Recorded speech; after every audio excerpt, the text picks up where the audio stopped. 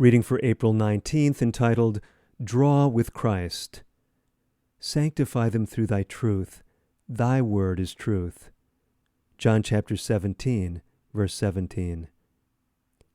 Assimilation is a law of human nature.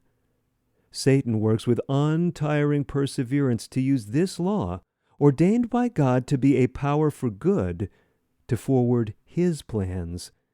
He seeks to blend together righteous and unrighteous principles in order that through this union sin may lose its offensive appearance. He mixes chaff with the wheat. The righteous should associate with the wicked only to restore the principles of truth which have been almost obliterated.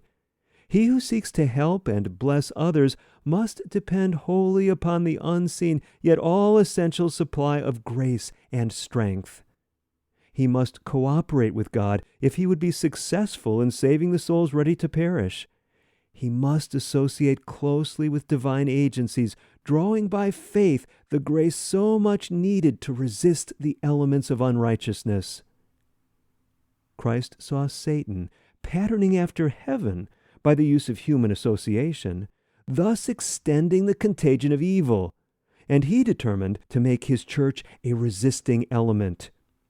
His people are not to borrow the forms and customs of the world, but are to be instinct with the principles which make the church on earth a symbol of the church in heaven, a channel through which heaven's rich blessings can flow.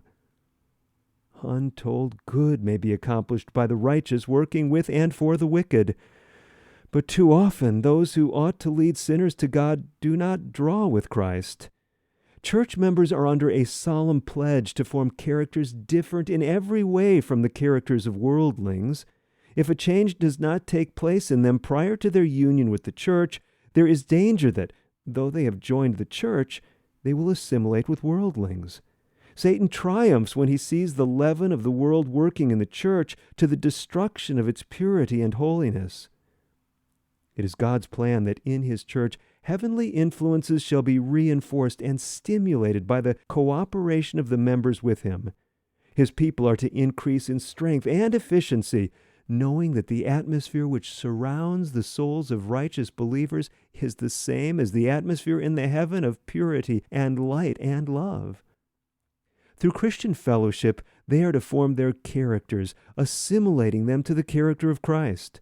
According to their faith, will be their Christ-like meekness and lowliness.